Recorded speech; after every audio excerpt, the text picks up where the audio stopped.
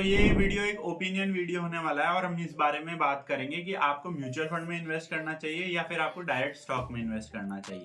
देखिए, इसमें पहले हम बेसिक डिफरेंस समझ लेते हैं। म्यूचुअल फंड में इन्वेस्ट करने का मतलब भी स्टॉक में इन्वेस्ट करना होता है, पर हम इसमें डायरेक्टली इन्वेस्ट नहीं करते हैं। हम क्या करते हैं, एक फंड मैनेजर के थ्रू जाते हैं। हम किसी भी एक एएमसी की कोई स्कीम चूज करते हैं, उसमें हमारे लिए फंड मैनेजर या फिर ग्रुप ऑफ फंड मैनेजर होता है, वो हमारे लिए स्टॉक पिकिंग करता है और हमारा काम सिर्फ उसको फी दे के हमारा फ्री होता है। दूसरा जो तरीका होता है डायरेक्ट स्टॉक पिकिंग, जिसमें आप खुद रिसर्च करते हैं और खुद स्टॉक पिक करते हैं। तो हम इस बारे में बात करेंगे कि आपको डायरेक्ट स्टॉक में इन्वेस्ट करना चाहिए या आपको म्यूचुअल फंड के थ्रू जाना चाहिए। तो आइए स्टार्ट करते हैं।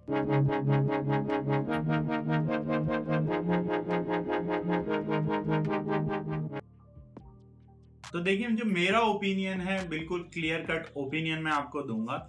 मेरे हिसाब से 95% लोगों को डायरेक्ट स्टॉक पिकिंग करनी ही नहीं चाहिए, उन्हें म्यूचुअल फंड के थ्रू ही जाना चाहिए। अब आप पूछेंगे ऐसा क्यों?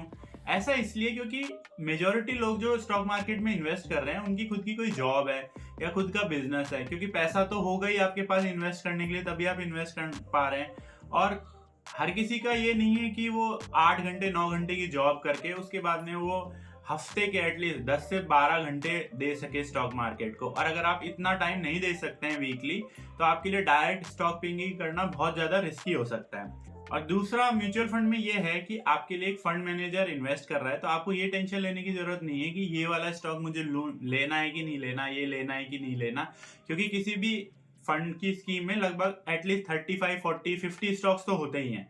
तो वो आपके लिए पिक करेगा, उसके पास एक्सपर्टीज है, उसके पास होलसेल टीम है, उसके पर्टिकुलर कंपनी है जिनका काम ही ये है। और दूसरी तरफ आप हैं जिसके जॉब है, फैमिली रेस्पॉन्सिबिलिटीज हैं और उसको उतनी शायद नॉलेज भी ना हो। और अगर आप ऐसा फिर भी आप इन्वेस्ट करते हैं मार्केट में, तो आपके लिए चीजें बहुत रिस्की हो जाएगी। म्यूचुअल फंड वैसे भी आपको लॉन्ग टर्म में, आप मानिए लार्ज कैप भी आप ले रहे हैं, तो 13 14 15% का रिटर्न तो आपको वो फिर भी दे देगा। और मैं ये मानता हूं कि अगर आप डायरेक्ट स्टॉक पिकिंग कर रहे हैं, तो आप म्यूचुअल फंड की जो रिटर्न है एवरेज, उसको एटलीस्ट आप 8-10% से तो बीट करिए। अगर आप नहीं करते हैं, आप भी 13-14% ही रिटर्न कमा रहे हैं, तो कोई फायदा नहीं है, क्योंकि आपका इसमें टाइम जा रहा है, एनर्जी जा रही है, आपका रिस्क बढ़ रहा है, क्योंकि आप अपने खुद स्टॉक पिकिंग कर रहे हैं। और अगर फिर भी आपने उसमें अच्छा रिटर्न नहीं बनाया, यानी कि अगर एवरेज जो आपकी लार्ज कैप है, अगर वो स्कीम आपकी बना रही है 14-15%, तो आपका रिटर्न एटलीस्ट 20-22% तो हो। अगर आपका रिटर्न भी वही 14-15% है, तो कोई फायदा नहीं है। क्योंकि मैं कई लोगों को देखता हूँ, कई सारे यूट्यूब चैनल भी हैं ऐसे, जिन्होंने ऐसे बहुत वीडियो बना रखे हैं कि 10 stocks for the life, 15 stocks for the life, 10 stocks for the next 20 years। तो मैं आपको ये बताऊंगा, देखिए, कोई भी अगले 20 इयर्स की प्रिडिक्शन नहीं कर सकता। आप मार्केट की ही प्रिडिक्शन नहीं कर सकते। कुछ भी हो सकता है, न्यूक्लियर वॉर हो सकता है, हमें क्या पता है, कुछ नहीं पता है। यूक्रेन वालों को भी नहीं पता था ऐसी कोई चीज हो जाएगी। और यहाँ पे लोग बता रहे कि ये 10 कंपनियां 20 साल के लिए रख लीजिए, पक्के से रिटर्न बनेगा।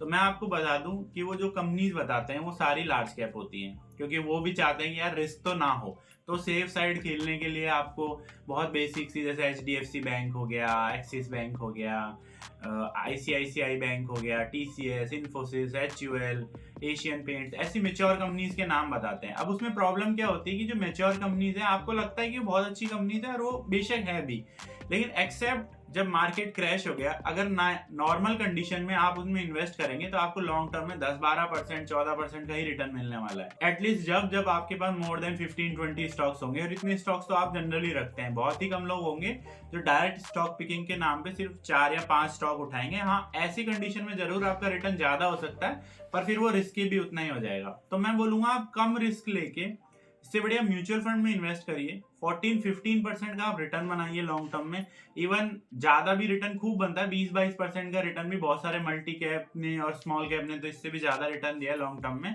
और आप डायरेक्ट स्टॉक पिकिंग करके अगर 13-14 बना रहे हैं, तो कोई मतलब नहीं है।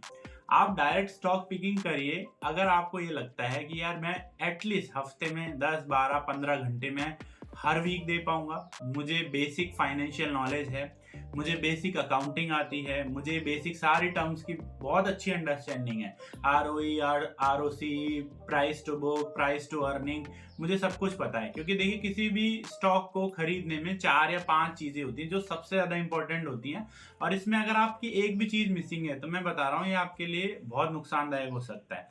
वो ये है पहला तो कि व्हाट टू बाय, ये कौन बताएगा, ये फंडामेंटल्स बताएंगे। उसके लिए आपको आना चाहिए कि किस तरह से फंडामेंटली स्टॉक को पिक किया जाता है। आपको एनुअल रिपोर्ट पढ़ना आनी चाहिए, आपको कौन कॉल में से सही नोट्स लेने आने चाहिए, जो मैं आपको डेफिनेटली अगले क्लासेस में सिखाऊंगा।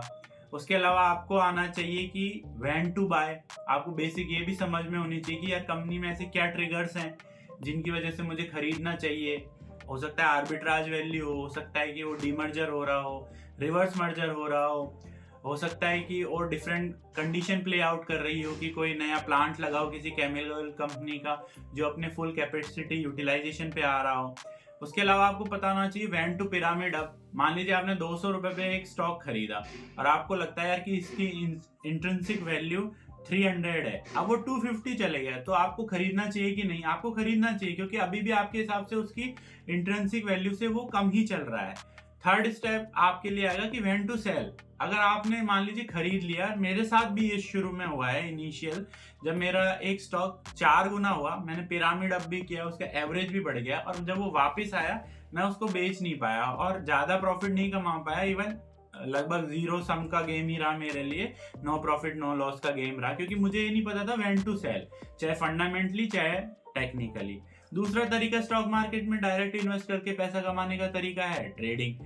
ट्रेडिंग कैसे भी हो सकती है, आप इंट्राडे कर सकते हैं जिसमें आप सेम डे बाय सेल करते हैं, आप फ्यूचर एंड ऑप्शंस कर सकते हैं, आप स्विंग ट्रेड कर सकते हैं जहां हफ्ते, 3 हफ्ते, 1 महीने, 2 महीने, या जब तक उसका स्ट्रक्चर सही हो आप उसमें ट्रेड लेते रहते हैं और पैसा कमाते रहते हैं। आप लॉन्ग टर्म कर सकते हो, मैंने बात करी ली। लॉन्ग टर्म की जो पूरा गेम है वो आने वाला है फंडामेंटल में, और ये जो शॉर्ट टर्म का गेम है ये आएगा ट्रेडिंग में।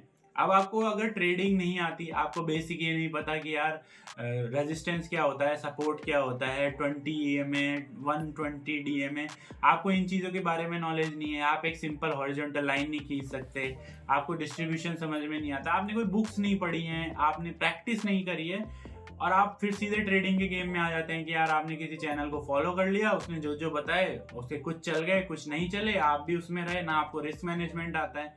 तो ऐसे में मैं आपको ये बोलूंगा कि या तो आप फंडामेंटल बहुत अच्छे से सीखिए, या आप टेक्निकल बहुत अच्छे से सीखिए, या दोनों बहुत अच्छे से सीखिए। जैसे मैं मेरे केस में बात करता हूँ तो मैं 2 तरीके से इन्वेस्ट करता हूँ। एक मेरा जो अकाउंट है वो रहता है लॉन्ग टर्म के लिए। लॉन्ग टर्म में मैं यहाँ पे ऐसा नहीं है कि 20 ईयर्स 30 ईयर्स जैसा लोग बताते हैं वैसा, मैं देखता हूँ कि कब उस सेक्टर में कितने टाइम के लिए टेल विंड है। अगर वो टेल विंड मुझे अगले 10 साल के लिए भी दिख रही है तो फिर मैं 10 साल के लिए भी इन्वेस्ट कर सकता हूँ। अगर मुझे अगले 3 साल के लिए दिख रही है तो मैं 3 साल के लिए ही करूंगा, क्योंकि अगर आप किसी का रिटर्न देखेंगे कि यार ये 10 साल में 100 गुना हो गया, तो आप ये बात ध्यान रखिएगा कि जो मेजोरिटी ऑफ रिटर्न है उसे किसी न किसी 2-3 साल के पीरियड में ही आया होगा। ऐसा नहीं होगा कि हर साल, बहुत ही रेयर केस ऐसा हो सकता है जो हर साल आपको 40% का CAGR दे दे।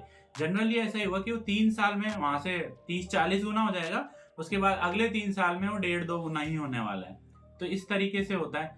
दूसरा मैं करता हूँ कि मैं ट्रेड करता हूँ जिसमें मैं स्विंग ट्रेड करता हूँ। मैं फ्यूचर एंड ऑप्शन नहीं करता, मैं इंट्राडे नहीं करता, मैं स्विंग ट्रेड करता हूँ जहाँ पे मैं टेक्निकल चार्ट को समझता हूँ मुझे कब बाय करना है, कब पिरामिड करना है, कब उसको सेल करना है, कब मुझे लॉस बुक करना है, कब प्रॉफिट बुक करना है, रिस्क मैनेजमेंट मेरा कैसा होना चाहिए।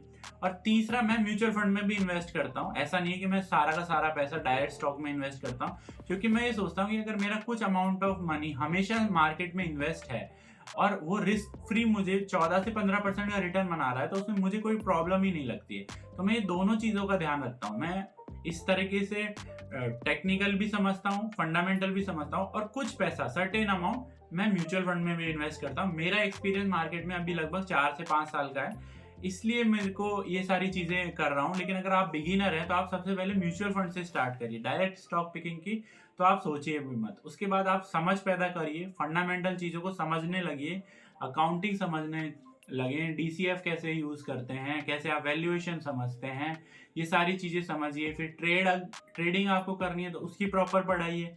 जैसे आप किसी भी पढ़ाई में 1 साल में तो एक्सपर्ट होते नहीं हैं, आपको एटलीस्ट उसमें टाइम लगा है, आप शुरू से पढ़ रहे हैं, फिर कॉलेज आपने किया, आपने कोई डिग्री करी, तब आपको उतनी नॉलेज आई है। तो ये भी उसी तरीके का गेम है।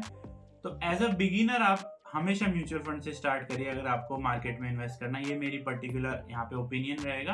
और इवन मैं बोलता हूँ 95% of the time and 95% of the people are good enough only for the mutual fund, तो आप म्यूचुअल फंड में इन्वेस्ट करें, वो ज़्यादा बेटर है। आगे देखिए आपका ओपिनियन है, फिर भी इतना तो आप मुझसे एग्री करते ही होंगे कि बिना सीखे कुछ भी करना नहीं चाहिए। इवन म्यूचुअल फंड भी आपको बिना सीखे नहीं करना चाहिए।